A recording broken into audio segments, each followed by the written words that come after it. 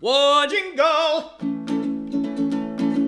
Happy time has just begun. Brother, sister, smart, dumb, fun. Yeah!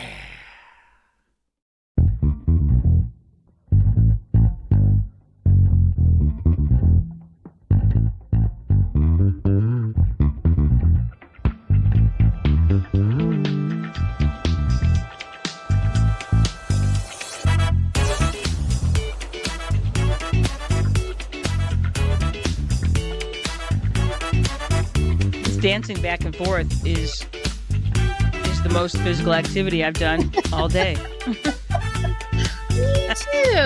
Yeah, I know. I got all excited this week because I went out for a walk outdoors, and I was like, yeah, winter is over. And then it snowed like the next day. I'm like, winter's not over. And then it snowed again yesterday. Winter's still not over. Now, I was looking at the 10-day forecast, and we're below freezing for like at least the next 10 days. I'm like, oh, still winter. Yes, our boys at the Michigan Storm Chasers, gentlemen, hello there. They were talking about how this February is going to be below average temperatures and very active for weather. And you're just like, can it be like last February where it was practically summer? It was. Wow. I know. So they're currently they're tracking a storm that looks like it's gonna come visit us on Wednesday. They don't know what it's gonna do yet, but and it's been like, it's so funny because we've had several snow days this year at school, and they've all been on Thursday. So it's been like Lucky Thursday has been snow day, and that's fine. I just I don't know. I find myself restless this year to be outdoors, and so that's cool. I have outdoorsy things. I have enough outdoor gear where I can get outside. The only thing I don't love about walking and running outdoors is the footing. That's the only thing. Mm-hmm. And, you can get all those like yak track things and stuff like that. But after a while, they hurt my feet. All that like on the wire and stuff, it bothers my feet. Correct. So it's one thing if you're not going very far, but if you're trying to like walk for a couple of miles, they get very uncomfortable. Well, and like everything in the wintertime, it's 40% harder. That's the Exactly. random percentage of this is more difficult. I've Mhm. I've dubbed it 40% harder. And some days I can't do it. Some days I can't do the 40% harder. Yeah. Maybe 20%, but not 40. So, Mhm. so yeah, here we are on a Sunday. It's Super Bowl Sunday. Ann, how are you feeling about your picks? Did you buy a square? Did you go online to bet? Huh? Okay, What, yeah. what now? What color is the team's wearing? Because that's usually what I'm going by. Okay, like, your choices are red and gold for the Kansas City Chiefs or green and white for the Philadelphia Eagles, as I like to call them, the Eagles. I'm going to pass. I don't look good in any of those colors. I was going to say, I'm not excited about any of that. We are going to a party for and a friend who makes really good food, and she's starting the party at 5. And I was like, I think I'll leave before the Super Bowl starts. Are you going to a Nets? No, we're going to our friend Becky's. I don't know if you've ever met Becky. Met Becky. She's from the South, and so everything has bacon in it or bacon fat. That's gonna be, yeah. And I keep telling the NFL this. Nobody listens to me, but NFL, dear NFL, would you please put the Super Bowl on a fucking Saturday? Please, pretty please. Yours truly, Janice Renee Brothers. Yeah. The first. Yeah, I'm like, why do we have to do this shit on a Sunday? Because again, they don't start the game until 6:30, which means by the time you get done with all the festivities, it's fucking midnight before the game's even over. Because you have to have all of the festivities, you have to have all the national anthems and all the flyovers and all the stuff, and then you have to have the ceremonial coin toss with a coin that nobody knows which is actually heads or tails. So then that takes them like an extra 2 minutes to figure out whether it was heads or tails. Then you have to have the halftime show, which usually takes like an hour, and it usually is bad. This year it's going to be, I don't even know who it is this year. Kendrick Lamar. There. Yeah, I was just bring back Up With People and make us happy, okay? Up With People, damn it. Yeah. So, I'm like, I got to work in the morning, I do too. So I'm not going to see the end of the game. And I'm like, if they would just put it on, I can't even begin to tell the NFL. I'm like, if you would just change the state and just let us stay up and watch it. And then, I don't know what the deal is, but it's so dumb. I hate you. I hate you, NFL. So, and I was listening to some of the sports talking heads this week because I do enjoy my fair share of talking of sports shouters, and they were talking about who's going to win, and everybody thinks this is going to happen or that's going to happen, and people want the Eagles to win only because they don't want Kansas City to win 3 times in a row. I'm like, because apparently that's bad now. I'm like, we want greatness, except when it comes to people playing football. We don't want them to be too good. Great. It's like we don't want our sports greatness teams until it irritates us. until it irritates us because it's not our team. I guarantee people in Kansas City are like, "Who cares, man? Bring it on." I hope Exactly. we win 5 in a row. So yeah, Yeah, it's I all hope dumb. we do too. You know, Yeah, I'm not because I don't super care. interested. I guess I would like to see the Eagles win because there's a particular player that the Eagles have. His name is Saquon Barkley. He's a running back, very good running back, and he was a New York Giant forever. And the New York Giants are an absolute dumpster fire of an organization. And so he was probably their best player for a number of years, but had no success. He wanted, his contract was up. So, as much as blood, sweat, and tears as he put into the Giants, they said, why don't you go test the market, which is their way of saying, we're not going to pay you what you want to get paid.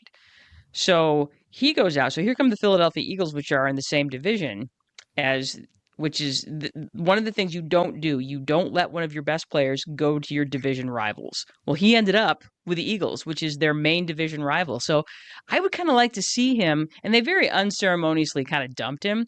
So he's an Eagle now, and he is having arguably one of the best seasons ever for a running back. So I kind of want the Eagles to win because I would love to see Saquon Barkley win a Super Bowl after getting dumped by the Giants. It would be like just a big old, I just think it would be hilarious. Okay, then I vote for him. There you go. Then that's it. I'm like, if there's no other reason, and he's just he seems like a good dude. So fun to watch as a running back too. He hurdled a player this year by first jumping up backwards over him. It was the play of the year in the NFL. Wow. It was amazing. We should win a Super Bowl just for that. They should hand out Super Bowls just for that sort of thing. Just for that sort of thing, because I don't know anybody that can do that. Anyway, sorry, I digress. I'm sorry, I'm all excited because we're talking about sportsing things today. I love sportsing. I love it so much. So yeah, let's get to it. Okay. All right, so I'm going to go ahead and jump this in here. Yes, we are doing Roller Derby 101 with the Brother Sisters. That's our regular name, but we have a roller derby name, and that name is the Bruiser Sisters because, as you'll learn, good roller derby has roller derby alter egos. So there you go. So when I forgot to put that in the slides, my bad. We'll get there. All right. So Anne, why don't you go ahead and take us through the synopsis because I'm going to do a bunch of talking today. Okay, no problem. So we are Anne and Janice Brothers. We are sisters, and our last name is Brothers. So the Brother Sisters, as easy as 1, 2, 3, jazz hands.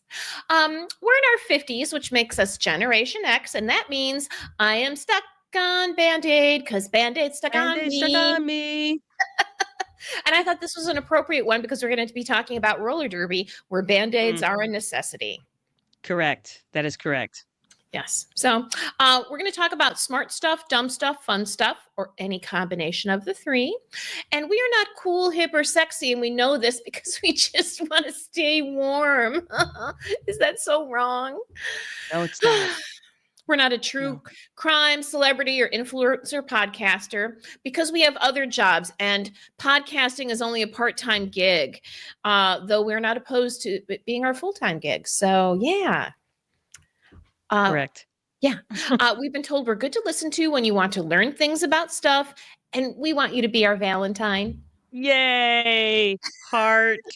Wait, heart. There's something with the new kid. They do it like this. I don't know. There's I don't know. Heart. Heart. Okay, we're old, so we're gonna do it the old way work because that's how our hands go. Exactly. My hands don't do other things. This podcast is not G, PG, or even PG-13 because roller derby fucking rules. Yeah.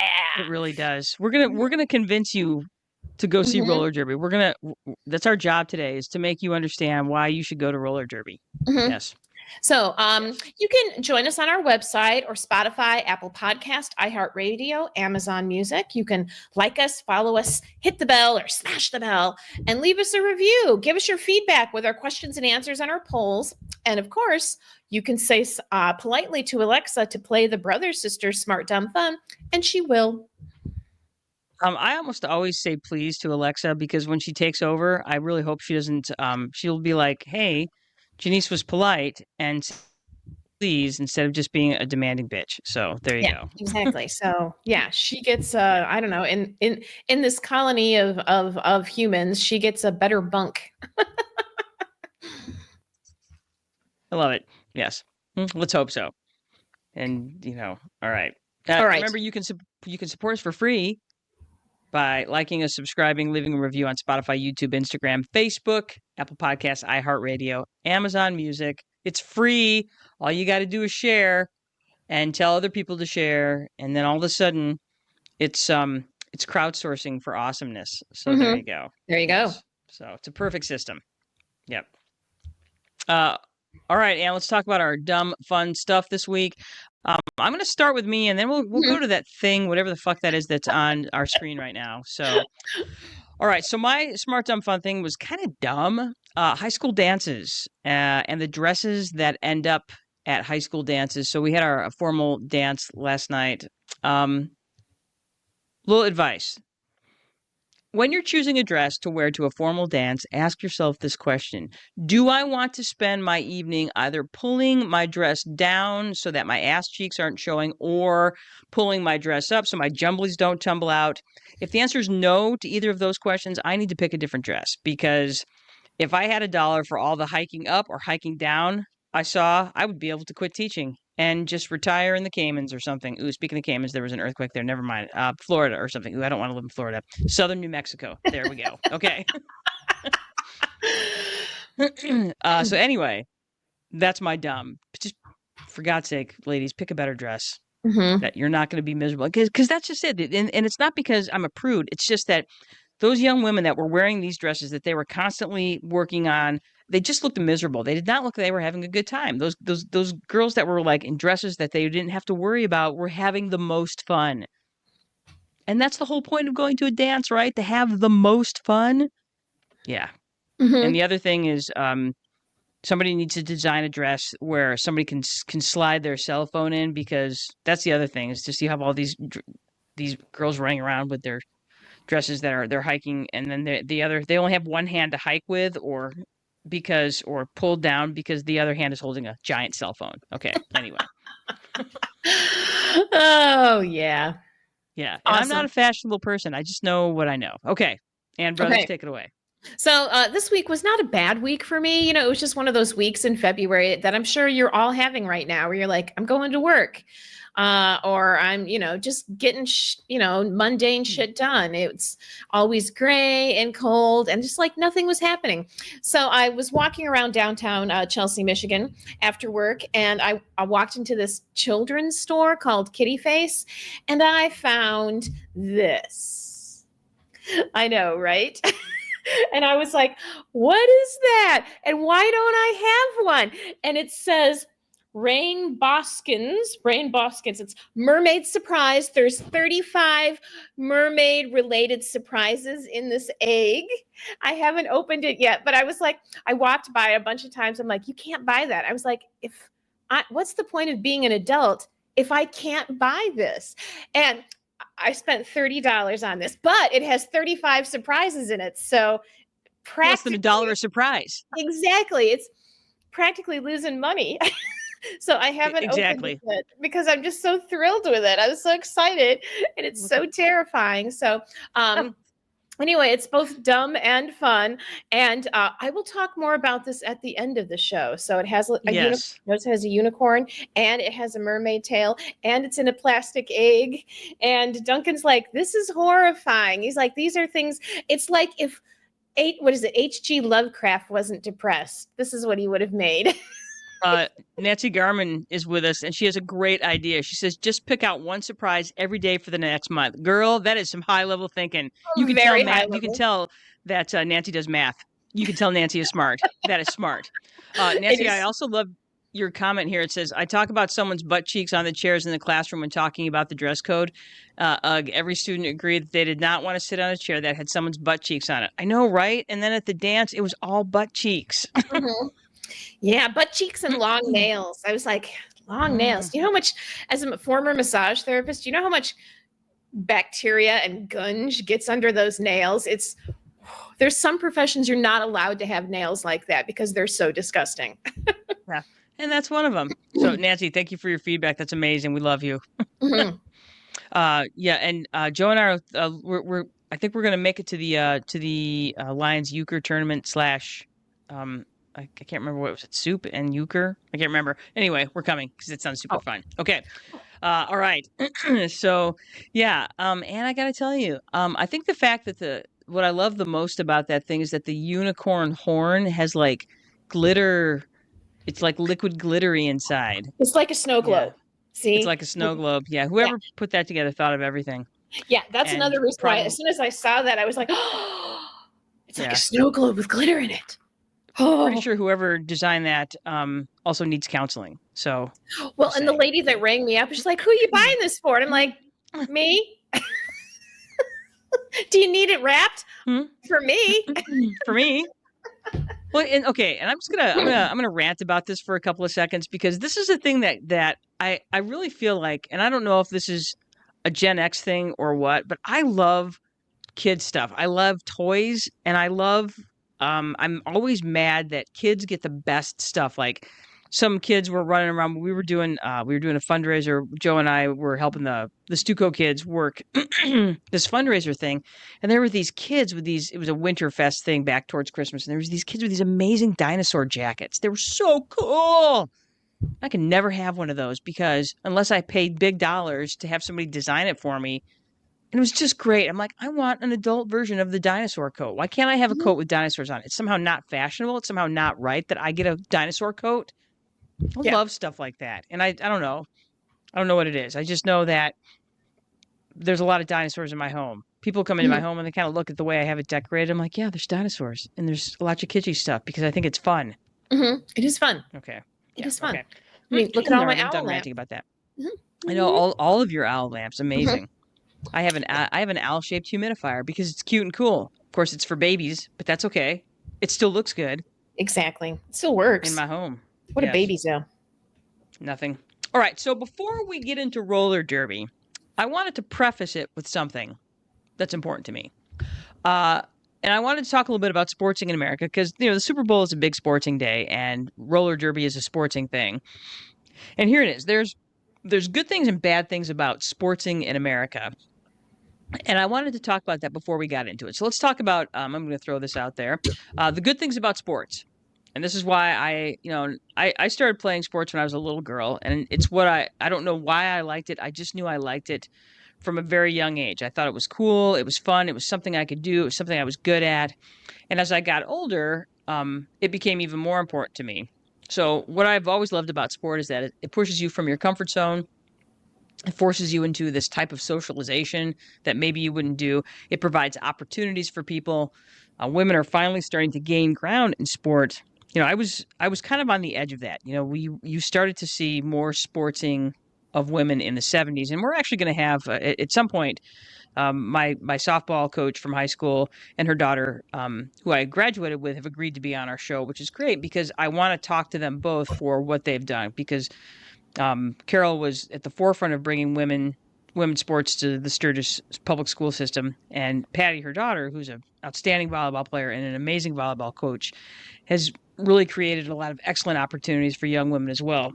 So that's one of the reasons. Those are the reasons I love sports. I love the lessons that you can learn in sports because there's a lot of success and a lot of failure and a lot of hard failures in sport, which I think is you learn to deal with disappointment and how to manage your disappointment or your joy when you win, because both of them can mess with your mind in one way or the other.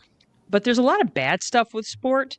And one of the reasons I wanted to talk about roller derby is because there's so much good that comes from roller derby. So the bad stuff about sports is money. And what we've made sport into, it's entirely a money-making venture. And I'll talk more about that in a second. Sports in America is very much about gender inequality. There's toxic pressure on athletes, both male and female, from a very young age. It costs a lot. And it costs a lot not just to go to sporting events. If you go to a professional sporting event, just getting in the door is expensive. And then once you get there, it's, you'll drop $100 all by yourself just on tickets and concessions. If you have a child that's in sports, especially if they're doing some sort of travel sport, it's tremendously expensive and limiting for many kids that want to go to that next level. So that's one of the difficulties, is that you've created this incredible wealth inequality. Those that have the money to take part in high level youth sports and those that don't. And so that's one of the things they talk about. That was actually a topic a lot in the Women's World Cup last year, is that there was just a lot of inequality in terms of who's getting picked, who's ending up on the national team. And a lot of it is based on who's got the money to get themselves out there. Overemphasis on winning. There are fan culture issues. If you walk into a high school, you'll see trophy cases full of sports trophies and pictures of athletes, and but you won't see the same thing for those other programs. Like if you have a successful Science Olympiad team, you won't see anything about that, or plays, or you might see little blurbs, but you don't see the emphasis on other activities other than sports. That's where we are as a nation. We value that. And as a result of that, we spend bazillions of dollars. I mean, the big talk this week was that the Dallas Mavericks traded who was easily one of the best players in the league to the Los Angeles Lakers. And one of the reasons they traded him is that they didn't want to pay him a supermax deal that would have paid him over $350 million over like 5 years. So, and those are numbers I can't even fathom. And we're not even talking about like the European soccer players and what they make. And, those salaries are based on the value of the team, and the value of the team is based on fans who pay that money. And what do they get in return for that? They get overcharged at every turn. They glom onto players, but then those players aren't particularly interested in their fans. They're interested in who's going to offer them the best money. That's why whenever I see somebody that's wearing a jersey of a player, I'm like, that's great, but how long is that player going to be playing for that professional team? Because professional athletes move teams all the time because they follow the money, and who can blame them? And the last thing I'm going to say about money in sports is that we have become a culture of gambling on sports. And I think that's so dangerous, because we have made it so easy for people to gamble on sports. All you need now is the app. Every commercial you see when you're watching a football game is for some sort of betting site. You have your sports media like ESPN and Fox. They are all tied in now with those gambling. So they're not just reporting to report about sports. They're reporting because it lends information for people so they can bet on the sports through the Fox Sports Bet or ESPN Bet or things like that. So now your sports media has completely tied themselves into the gambling culture in this country. And it's incredibly dangerous because people are losing huge amounts of money by gambling, and it's continuous. Like we were at a bar a couple weeks ago, and there was a guy sitting there with his phone out during the game, and he was just bet. And you can bet not just on the outcome of the game, you can bet play to play.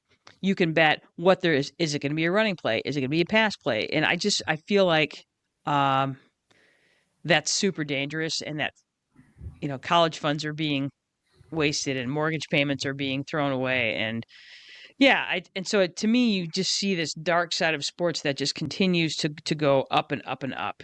And so I have found myself, as somebody that has loved professional sports for years, I have found myself really moving away from it. I don't really follow. I followed the Lions a little bit this year because it was fun to watch them win, but I've really stopped following like the Red Wings and the Tigers and the Cubs and things that I used to just love. And it's because I can't stand what it's become.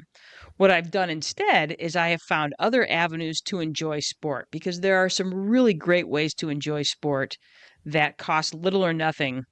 And anything that you put into it ends up going right to those organizations. So I really like going to, for instance, just high school games, because when you pay that money at the door, that money's going right back into those teams and into your schools. I think it's really fun to go see semi-professional baseball. When we lived in northern Wisconsin, the town that we lived next to, Osceola, Wisconsin, had their own hometown baseball team. And it was like $10 to get in, and you could go buy a hot dog for $1 and a soda for $1 and just really enjoy being out there, watching people have a great time. There was a real sense of community. That town loves its team. It was really fun. And so to me, that's a great way to enjoy sport. And then what we're going to talk about today was what really started to change my mind about how I viewed sports was actually this right here, roller derby. Roller derby changed for me. So the first time I saw roller derby was probably back in like 2007 or 2008. Joe and I were living in Denver. I was working out at this gym, and there were signs for roller derby on the bulletin board when you came in, because it turned out one of the women that worked at the gym also was part of the Rocky Mountain Roller Girls, which is I have their logo down there at the bottom. And so Joe and I went to this roller derby. I thought, this sounds fun. This sounds like something fun and different. Let's go do this. And so the roller derby, it's flat track roller derby. It was at this little roller skating area in Aurora. This little, like a hockey gym that they, for indoor hockey. So they had it all laid out, and they had chairs set out, and it was packed. There were tons of people there. It was really fun. They had like a BMX show between bouts, which was great. And it was like $10 to get in. And I just felt like I got my money's worth. We were there. We watched a couple different bouts. We watched the BMX show. Their concessions, they had a bake sale because they were trying to raise money, and it was all baked goods that the athletes themselves had made. It was just great. It was a great introduction because you just felt part of something. You felt like, we're in professional sports where you're so far away from the action. Like, we were right there. You were feet away from the athletes doing their thing. You just had this real sense of community, and I just really loved it. And so that became kind of my thing for, just really being able to go and enjoy roller derby, and really feel good about going afterwards. So there you go. Let's talk about roller derby, shall we? Yes, let's do it. Okay. All right. Anne, would you like to talk about why you love roller derby? Well, I love roller derby just because I love seeing all those roller derby goddesses tearing up the track. Man, they are fierce women, and I just love watching them like thunder out on the track and just do what they do. It's exciting and it's fast paced. The athleticism is very impressive. Man, they have mad skills. They are strong. They can endure, and it's just so much fun. Not only does the audience have a blast, it really seems like the players are really having a good time too. It's like, and you'd have to. I mean, this is a labor of love. They're not out there because they're getting paid a bunch of money. They're out there because what they're doing is awesome, and they're enjoying it. So yeah, that's For why. sure. And I am not a sports person. I am very anti-sports, but I do love me some roller derby. Nice. Lori Whirl, I would agree. Lori and I have been to the Minnesota Roller Girls a couple of times. They have a really great program in St. Paul. They are right there. They skate right there at the auditorium, which is a really great venue. They have big cement space, huge. It's really great. So yes, I would agree, Lori. It's mad fun. All right. Yes, and I would agree with everything you say about roller derby. I also love roller derby because it's women centric. You don't see a bunch of men's roller derby teams out there. You see women's roller derby, which is one of those things that I connect to that right away. So in a world of coddled and spoiled professional athletes who take themselves way too seriously for what they do, if you want to see people who are giving their best because they love what they're doing and they're having a great time, then go see roller derby. Roller derby has an edge. They choose violence. I love it because it's inclusive. No matter what you are or who you are, there's room for you in roller derby. It really is this mishmash of shapes and sizes and skin colors and affiliations. And I just feel like there's room for everybody in roller derby. And you really see that when you go and visit this live. There's a sense of family amongst the teams, and that's whether they're getting along or whether they're fighting each other. Because sometimes you see teams fighting each other, but then sometimes you see teams that are fighting amongst themselves because there's a lot going on, and it's intense. Unlike other sports, if you can get close to the action in roller derby, you can choose to be right down there on the track, and I would say do that at your own risk, or you can move back a little bit, but there's room. It's much more manageable to find seats where you can be right there with the action. The roller derby participants are the ones who are running their organizations, and they are involved in their public relations. There's not some other entity sitting above these roller derby organizations that are doing the work. It's the women themselves that are doing the work. It's the women themselves that are coaching their teams, that are managing their teams, that are managing the money, that are marketing themselves. This all falls to the people who are in the teams themselves, and I think as a result of that, they have a much higher stake in what's happening with their organizations. The players themselves are accessible. When after a bout, you'll go out on your way out. They'll be right there shaking hands, signing autographs, talking to kids, doing those things. They are right there. There's not some other level where you're there's security between you and them. They're right there making sure that they are seen, especially for those young women that are there, which I think is great because when you see those little girls up there, they're kind of looking at these women. They're like, yeah, I could do that too. And so I think it sends the right message. And like my last point is that people who are not sportsing people enjoy roller derby. Talking to you, Ann Brothers. Yeah, no, Yeah. I love roller derby. It's a blast. And there's and I think part of it is that there's an appeal to roller derby that maybe you don't find in other sporting organizations. And I also think as a woman that seeing women compete at that level and compete the way they compete it makes a difference. And it doesn't matter if you're 10 years old or 50 years old. When you see that, you feel empowered in some way, shape, or form. And I think that's a really big deal. And I think the more ways that young women can see athletes at their highest levels, then you can do that. And even though these women aren't the most well-known, they are still competing at the highest level physically because this is a demanding sport that requires a ton of strength, agility, and cardio. And you're seeing that with these women on the track, and that's for sure. Mm-hmm. So these are the basic reasons that we love roller derby. Yes. Right. And take us through the 13 fun facts about roller derby, please, and thank you. All right. So in 1743, Jenny, in England, the first rudimentary roller skates were used in a London stage production. So that's the first time we know about roller skates. The creator who did this, we don't know, lost to history. But 1743 in the theater. There you go. In 1760, John Joseph Merlin invented the roller skates with metal wheels. So we don't see the metal wheels today, but those were that was the standard wheel for many, many, many, many, many centuries. Do you remember the wheeled roller skates we had when we were kids, the metal ones? Yeah, I remember because we would you would belt them to your shoes and they had metal wheels on them. So yeah, it's you'll still find it. You're not allowed to use that, of course, in roller derby or even most any sort of roller skating track will not let you use metal wheels. But yeah, they were the go-to for a very long time. So one of the earliest roller derby or roller skating events was an endurance race using roller skates, and that was organized in 1884 when skater Victor W. Clough skated 100 miles over 10 hours on a track. So that was kind of and for 100 years, this is how roller derby went. It was an endurance race. Not necessarily a team sport. Then in March in 1885, a 6-day Go As You Please competition, that's what it was called. It was called Go As You Please. Competition was staged at Madison Square Garden in New York City. 36 skaters competed for $500, which is about just over $16,000 today. And they skated about 10,000 miles on a track over 6 days. 2 people died. Definitely. Including the winner, William Donovan, because they weren't taking breaks. They were pretty much roller skating for 6 days straight. And so possibly go wrong. Yeah. What could possibly go wrong? Exactly. And so after this, the endurance roller skating race was still a thing. It just wasn't allowed to be as long as this. And in the 1930s, they had like dance-a-thons where people would dance for 24 hours.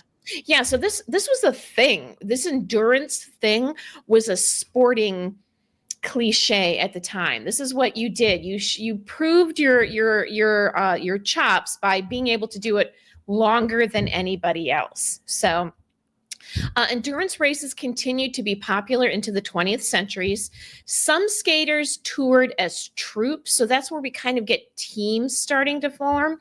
But due to rowdiness, pushing, and tripping, these events had a bad reputation, and it was not considered a real sport.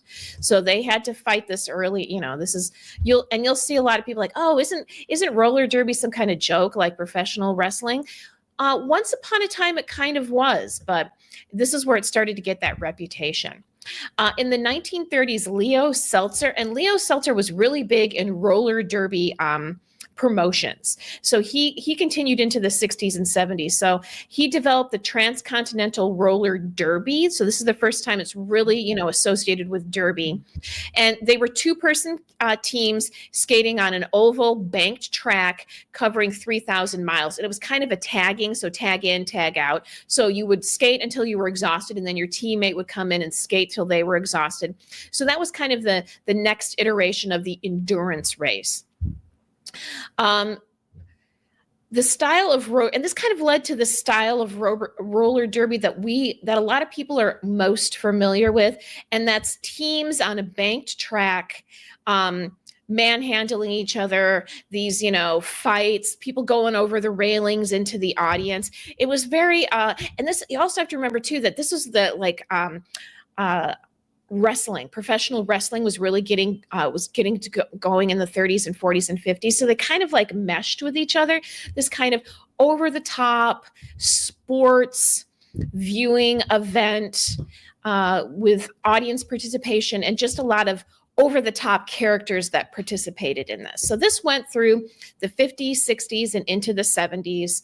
In 1948, roller derby had its first debut, and this is where it really pushed into the public. It was on television for 13 weeks on CBS, really increased the audience, and that's where most people saw roller derby, was on TV. And it was like 1948. This is like the very, very, very birth of television. So most people didn't have television, so they would hang out in front of like television stores, that sold them, and hang out in front of their big window and watch it on TV. You don't need volume, you can see all the action going on. It was our first reality shows of television. Roller derby as a team sport with a banked track and lots of violence developed in the 60s and the 70s. And roller derby, as we know it, with two teams of 5 on a flat oval track, developed in the early 2000s. So that's the roller derby that Jenny and I are talking about. We're talking about this type of roller derby.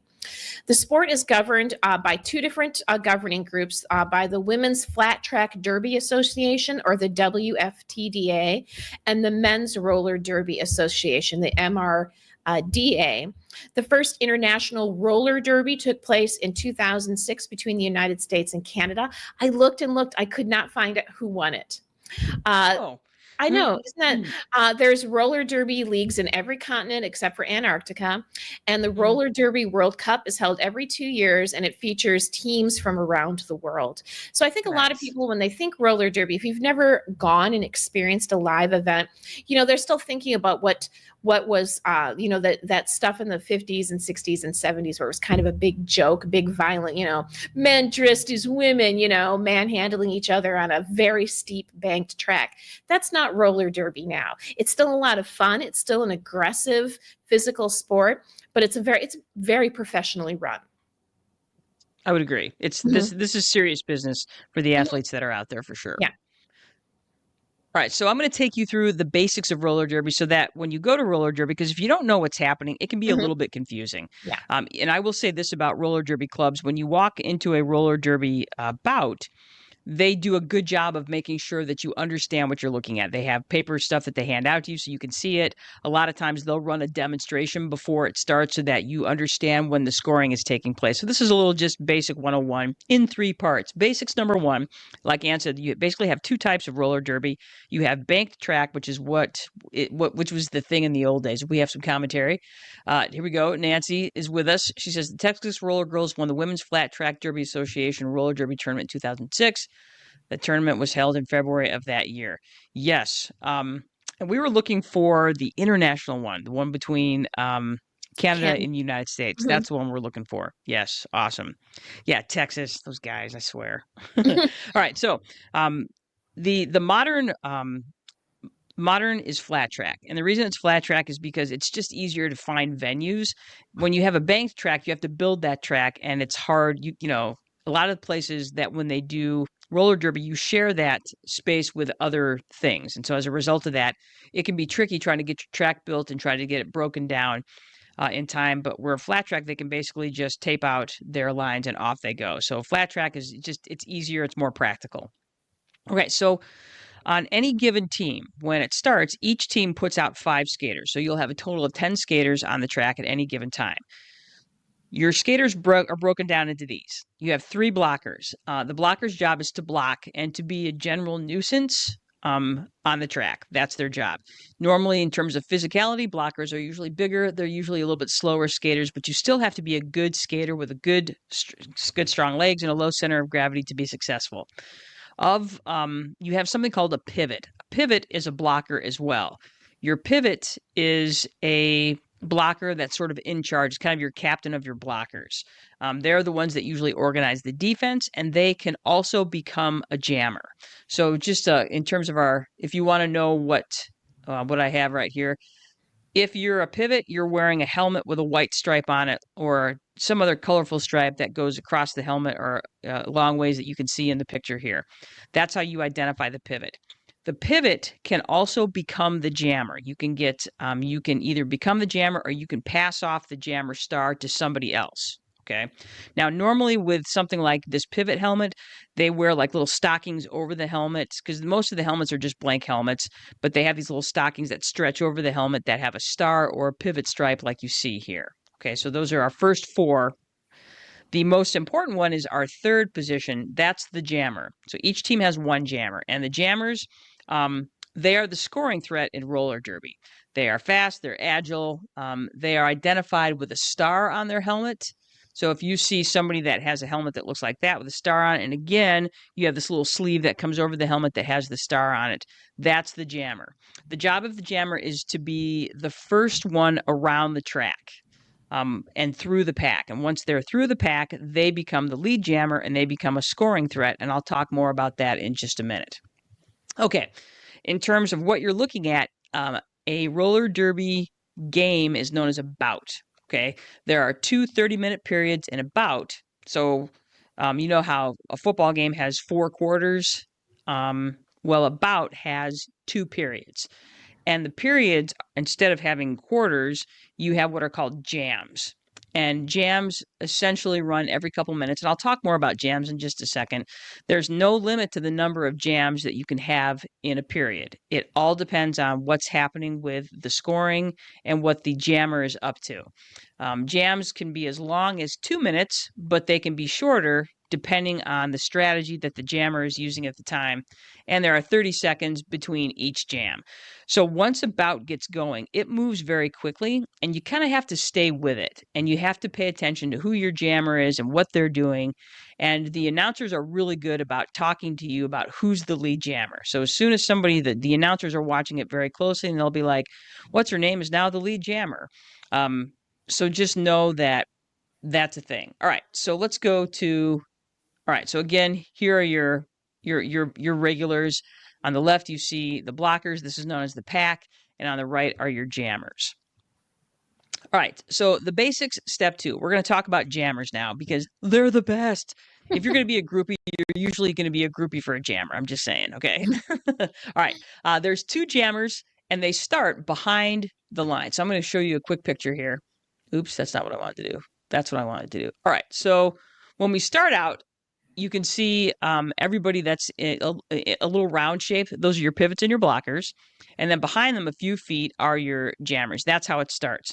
There'll be 1 whistle, and the pack will start. Now, normally the pack is not moving very fast, okay?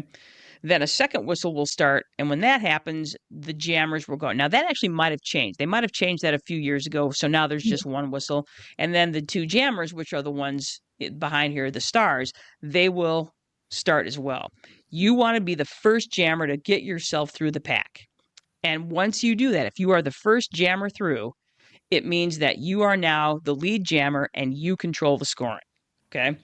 So you want to be the lead jammer for sure. And then what happens, the lead jammer will just haul ass around that track because what they want to do is once they lap the track, what they're going to do, I want to get rid of that. Once they lap the blockers and they get through, again, they get a point for every opposing blocker that they pass. So if they can get through, all of the blockers, once they get around the track, they will get 4 points. Now, what you really want, if you're a blocker, you have 2 jobs. You want to get your jammer through the pack first, and you want to work as hard as you can to keep the opposing jammer from getting through. And the reason you want to do that is that if your jammer gets around the track, not only have they lapped the jammer, they can get more points. So if you get through the pack and you've managed to lap the pack and the jammer, you get a total of 5 points, and that's called a grand slam. Okay. So a jammer can score up to 5 points, and then if they can get through again, they can continue to keep scoring 5 points. Now, once the opposing jammer gets through, that jammer can also start scoring points if they get through the pack. So as the lead jammer, what you're always trying to do is score points, keeping an eye to see where that other jammer is, because you can end the jam. You put your hands on your hips, it ends the jam, and you want to do that before the opposing jammer can start scoring points. So being the lead jammer is crucial to victory. And I've seen some jammers that are just undefeatable, that they just have this magic way of getting through the pack. And you don't have the same jammer for every jam. Usually you rotate your jammers. And so it's kind of fun when there's an especially good jammer, and then they have a couple of jams where they're off because the other jammers, and then they get back on the track. You're like, oh, there they come, here they are, they're back. So it's really exciting. So a really good jammer can score a ton of points for their team, especially if they're especially agile and fast. Now, if you're going to be a jammer, there's certain things you need to be fast, you need to be agile, and you need to have a really high, we'll call it roller derby IQ, and a real sense of track awareness, because you always need to know where that other jammer is. Because like I said, you're trying to maximize your points while denying that other jammer points. So by being able to control the jam to stop the jam, that's how you keep your opponent from scoring. Okay. As far as the importance of the blockers, the pivot is incredibly important, because the pivot is the one that controls the pace of the group, and it also controls how the blocking schemes to get your jammer through. Now, like I said, the pack usually moves very slowly unless you have a jammer that is run amok, and then you'll see the speed of the pack increase because they're trying to deny that jammer the ability to get through. So a pivot is going to be the one that's deciding what the pace is, things like that. So it's really, when it comes to roller derby, it's all about speed and positioning on the track. All right, basics part 2. This is a full contact sport, except wait, did I get all the rules there? Yeah, that was all about. So this is part 3. Roller derby is a full contact sport, except there are limits to the contact. So skaters, they cannot use their hands, elbows, forearms, hands, knees, or lower legs or feet. So there can't be any pushing and shoving. If you're going to move somebody, you're going to move them with hips and shoulders. Now, one of the things you have to remember when you're a jammer, you are not considered through the pack unless your hips are through. So it's not feet that get you through. It's how your hips are in relation to the hips of the blockers. Okay. So again, when you see blocking, one of the big penalties you'll see is if people are using their hands to push or shove. You have to be really strategic about how you're using your hips and your shoulders and getting leverage in that way. A skater cannot contact an opponent's head, knees, lower back, feet, lower legs. You have to be really careful again about how you're doing it. Safety is important. Now, that doesn't mean that it doesn't get unsafe at times, because I've seen some nasty shots. Sometimes tempers get the better of them. I think the last time I went and saw roller derby in Detroit, I watched a girl from Pittsburgh clothesline one of the Detroit girls. So you don't see a ton of that, but it does exist, especially when things start to get kind of heated. If there's illegal contact, it means that there's going to be penalties, and essentially the skaters go into what's essentially a penalty box, and they have to be there for X number of seconds or minutes, which can be especially devastating if a jammer ends up in the box. Jammers can end up in the box because A, they're doing those things, they're using their hands incorrectly, they're pushing and shoving, or they're what's called track jumping, meaning that when they get to a curb, they'll jump the track or they'll go out of bounds rather than staying on the track, and they're penalized as well. If you're a jammer and you're not on the track, it means that other jammer is running rampant and doing all the scoring and taking all the points and running grand slam after grand slam. So it's tough when a jammer ends up in the penalty box. Again, you guys, a grand slam is 5 points, and it means not only have you lapped every other blocker, but you've also lapped the other jammer with it because they can't get through the pack. So, and that happens. That happens all the time. Okay. Ann, you want to talk about Detroit Roller Derby? Sure. Jenny and I next weekend, we're going to Detroit Roller Derby. And this was founded, Duncan and I started going to roller derby probably around 2008 for Detroit. When we started going there, they were still playing at Cobo Hall, which Cobo Hall isn't even a thing anymore. So, so that's how long we've been watching roller derby. And they were founded on January 1st of 2005. And they're original member of the women's flat track, I'm just going to say WFTDA members. So they're original members. They have 4 teams. They have the Detroit Pistoffs, the Defunks, Devil's Night Dames, and the Grand Prima Donnas. So there's 4 teams. They also have 3 travel teams, and then they have a junior roller derby, which I think is great. So if you're a young girl, if you're a girl and you want to learn how to roller derby, you can take their classes, and then you can join their junior roller derby. So I think that's a great thing. That's when Duncan and I first started going to roller derby, that wasn't a thing. So they didn't have travel teams and they didn't have the roller derby. So they've been able to add these on. Jenny was talking earlier about accessibility. Ticket prices. Pre-sale, they're $18. The week of the event, they're $19. And at the door, they're $20. And that's for adults. They have better prices for children. And if you're under a certain age, it's free. Detroit Roller. I'm just going to add to that. You get 2 bouts too, because a lot of times with these, what they'll do is you'll have, since they have 4 home teams, you'll have like the first bout will be like again the Pistoffs against the Defunct. That'll be bout number 1, and then you'll have a break, and they'll have some sort of halftime entertainment, which is usually something fun, and then they'll have the second bout, which will be like the Devil's Night Dames, against the Grand Prima Donna. So you're getting, a solid 3 hours of entertainment for your $20. That's for sure. Mm-hmm. And their venue right now is at the Detroit Roller Derby. Their venue is at the Masonic Temple in Detroit. And if nothing else, the Masonic Temple is an amazing building. It is huge. It takes up like several full city blocks. The thing is mammoth. You'll go to a roller derby event and find out there's 3 other concerts going on in different parts of this building, which doesn't seem big enough to describe this place. And then of course the architecture there is just amazingly cool. So it's at the Masonic Temple, which is at 500 Temple Drive. They're so amazing. They get their own street. It is a fantastic venue. Most roller derby organizations have several teams under one banner, like you see Detroit Roller Derby. So Detroit Roller Derby is the kind of their banner, and then there's 4 things under that. They have, well, more than 4. They have the Detroit Pistoffs, the Defunks, the Devil's Night Dames, the Grand Prima Donnas. That's one group. That's their highest level group of those 4 teams. Then they have their travel teams, and then they have their junior roller derby. So it's all under Detroit Roller Derby. And their travel teams are basically an all-star team that they send. So most of these teams will do home bouts where they play against each other, and then they'll travel from time to time to do either some sort of crossover event, like you'll see Detroit go play in Chicago, or you'll see like a number of years ago we watched Denver, skate against the Chicago team, and those are their all-star teams that they send out to travel. And those are also when they get to the tournament, those are the teams that are skating in the tournament. So those are sort of a best of the best tournament, which is kind of fun as well. Mm-hmm.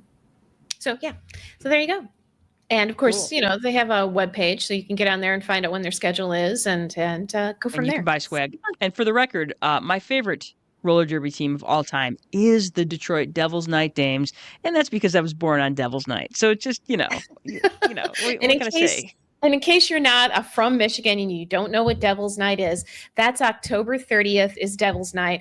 Actually, lots of places had this tradition, but Detroit got super infamous for it. And on Devil's Night was when you set fires, and Detroit got known for people setting all kinds of buildings on fire. And it was actually it was pretty. If you've ever seen the movie The Crow with what is it, Brandon Lee? That's all Yes. about Devil's Night. It was supposedly set in Detroit, so it was a thing. It is in the last 25 years or so. They have really. It is not. You might not have never heard of it, but at one point in Detroit's history, it was infamous. It was a great way to get rid of a building you didn't like. Wait till Devil's Night. Set the thing on fire. So yeah, so that's Devil's Night. So that's what Jenny's talking about. In case you're not from Detroit, that's what Devil's Night is. Yeah, set stuff on fire, and that's why their logo is basically a woman on fire. On fire. Exactly. So yes. All right. So here's some roller derby stuff in pop culture. I thought I would just finish up with that. Several in the left-hand column is just documentaries, and I'll just go through a couple of those. 1971, the documentary Roller Derby in the United Kingdom. So the UK does roller derby. 2001, Demon of the Derby, a biography about the aging roller derby star Anne Cavello. 2006 is Timeless, which is an ESPN documentary that spotlighted the LA Derby dolls. Jam, which is a film about derby skaters and promoters in 2006. 2007 and 2008, ESPN did a number of little features on it. Talk Derby to Me, Roller Girls, The Rise of the Rat City Roller Girls, and finally Internet Roller Derby Revival, which is something they did as part of their 30 for 30 features. So, there's some stuff documentary wise if you want to know more. As far as fiction, probably one of the most famous ones is 1972. Raquel Welch starred in The Kansas City Bomber. It's a fictional film about a female roller derby. I've got a picture of it here. You've got, which one is that? Yeah, that's The Kansas City Bomber. There we go. There's our girl Raquel looking sexy. Damn. Yes. So anyway, this is a story Raquel Welch stars in a player who learns to take control of her life, both on the track and off. Yeah, I got to tell you, you do not want to have your long hair flying around if you are roller derby. No, God, that's a grabber. That's a grabber. Liz is with us. Hi, Liz. Liz, thank you for our T-shirts. We'll talk a little bit more about that in just a second. But Fire and Guns on Devil's Night. That is correct. That is accurate. Yes. All right. So again, this is probably one of the most iconic films about roller derby because you had Raquel Welch in it, and it was time and place back in the 70s when yeah. Yeah. There you go. Yes. The hottest thing on wheels. Do we need to say any more? No, you don't. All right. So another one from the 70s was Rollerball, and this is another iconic film from the 70s. Hang on, I got to find the the dystopian future where everybody's on roller skates. That is correct. So 1975, Rollerball was released. This is a fictional film. It is a dystopian future loosely based on the roller derby concept. And it concentrates on the fact that instead of going to war, you did this instead. You rollerballed instead. And so this was James Caan, which I think is James Caan and John Houseman. And then they remade this movie in 2002, but I didn't bother with that one because the first one, that's so funny. Two men go in, one man comes out. That's right. But there will not be war, but there will be rollerball. Rollerball. So there you go. Yes. And probably the most familiar one in this day and age is the movie Whip It. This movie came out in 2008 with Elliot Page and written by an LA Derby doll, Shauna Cross. This was directed by Drew Barrymore. Great cast. Marcia Gay Harden is in this. Daniel Stern is in it. Of course, Elliot Page is in it. Drew Barrymore is in it. Kristen Wiig is in this movie. Mm-hmm.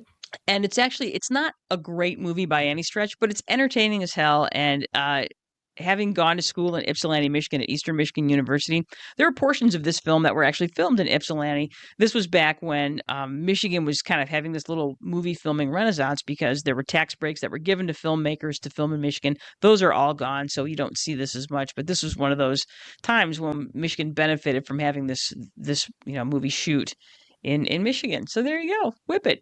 Entertaining movie, kind of fun. It's about a young woman who lies about being an adult so she can go be on a roller derby team. And it's fun.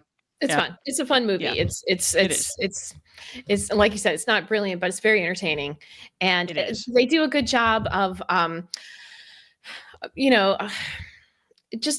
humanizing the people who are in the sport, who are participating. What's it? Juliette Lewis? Is that who it is? I mean, her character. That's right. Her character is great.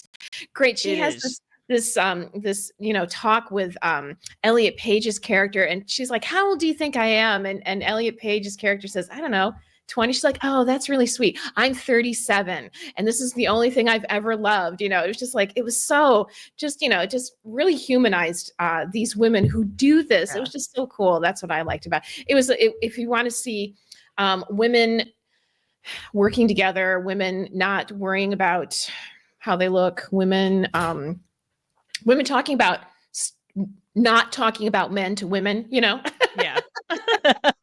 Yeah, it's just I think if you want to know what roller derby culture is like and the Mhm. whys for people that are roller derbying, Whip It is a great Yes. starter movie for that. Yeah. And I think they capture the spirit really well. And if I was younger, and I always kind of regret not involving myself in roller derby when I was younger and fitter, that was a mistake. And yeah, as somebody now that has some physical limitations, and it's something I regret not doing more of, but still I can still enjoy it and I can still be a part of it. And it's nice because there's a lot of small scale roller derby in the area. For instance, Mhm. if you live in the Kalamazoo area, Kalamazoo has a roller derby team. Ann Arbor has a roller derby team. Mhm. There's Southwest Michigan has roller derby squads, and so they're out there. And so just type in local roller derby if you're interested in seeing it. If you don't want to make the trip to Detroit or Chicago or wherever, there's a lot of smaller scale roller derby in the area that you can go and enjoy. And some of it's better than others. I mean, honestly, some of the best roller derby I've seen. Detroit's is very good. Minneapolis's was excellent. Denver's was fantastic. So, there's different levels, but still you can go and support and allow people to do something that's fun and meaningful. And for some people, this is life-changing stuff because they're doing things that they never thought they could do before. Mhm. So make it happen. Yeah. Do it. So, phew. I'll tell you what, Ann Brothers.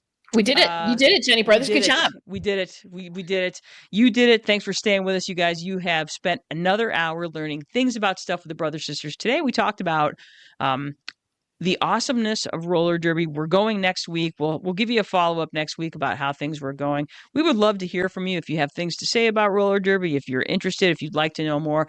We would love to hear your questions, concerns, comments, and confessions. That's right. Mhm. All of that is amazing. We would love it if you, again, support us. You can do it for free. All you got to do is likes, reviews, smash that button. Spotify, YouTube, Instagram, Facebook, Apple Podcasts, iHeartRadio, Amazon Music. Share the word. We would love that. And we would thank you ahead of time. Mhm. All right, fantastic.